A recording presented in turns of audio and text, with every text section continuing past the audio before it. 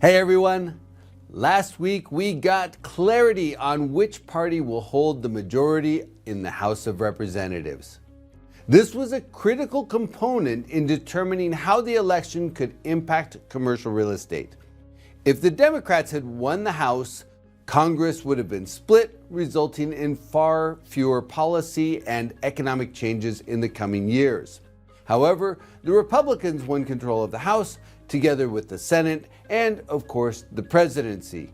And that trifecta victory will substantially impact both the number of policy changes and how big the changes could be.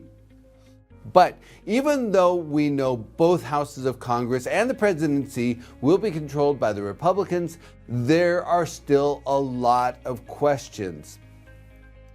There's still a great deal of uncertainty about which policies from the campaign trail will be implemented, how quickly they'll be put in place, and just how aggressive the policies will be.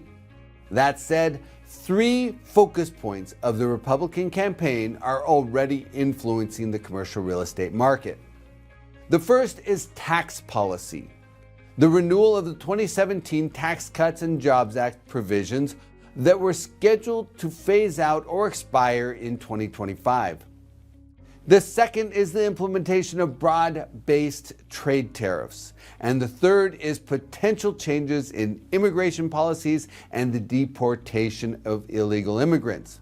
Now, I'm not going to get into the details of all of the potential policy changes this week.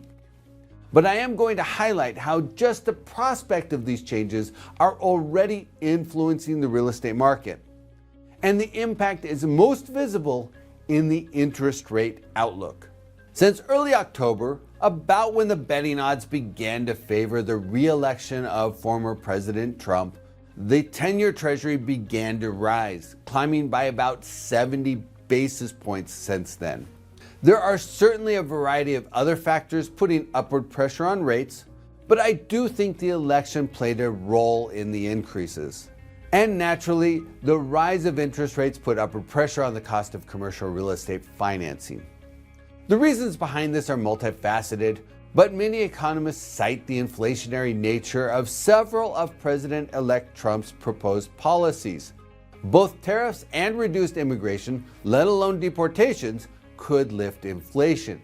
And in addition, many of the tax policies proposed by President-elect Trump could result in an increased federal deficit. Substantively increasing the deficit would likely require increased issuance of treasuries, which could potentially put upward pressure on interest rates.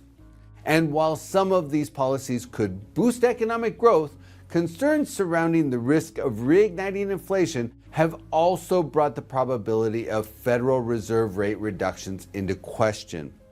A month ago, according to FedWatch, Wall Street was assigning a 68% likelihood that the Federal Reserve would reduce the overnight rate to 3.5% or lower by June of 2025. Since the election results have come in, the probability of rates going that low has fallen to about 15%. So at this point, it's a widely held belief that interest rates will not fall as far or as fast as most investors had been anticipating. But there's still a lot of uncertainty. We don't know which policies will be enacted, how fast they'll be enacted, or how aggressively they'll be enacted. And until we have more insights, lenders and investors will likely remain a bit more cautious. At this point, I haven't seen any credible sources say that interest rates will go up substantively as a byproduct of the election, but there's no real consensus on how much or how quickly they'll go down either. And it will likely take several months for any clarity on policy to begin to emerge. But I want to remind everyone, the long-term space demand drivers for most types of commercial real estate remain sound. We still have a housing shortage. The affordability gap between renting and making a house payment is still exceptionally wide, and that will sustain rental housing demand. Debt payments as a percentage of disposable income are still comparatively low by historical standards, and total savings, including money market mutual funds, is still up by $4.3 trillion on an inflation-adjusted basis compared to before the pandemic. And that suggests U.S. consumers remain in a good position to drive consumption. So as we look forward 3 years or 5 years or longer, the fundamental drivers supporting commercial real estate remain sound. But like I always say, we can't get lost in the news of today. We always have to keep our eyes on the horizon.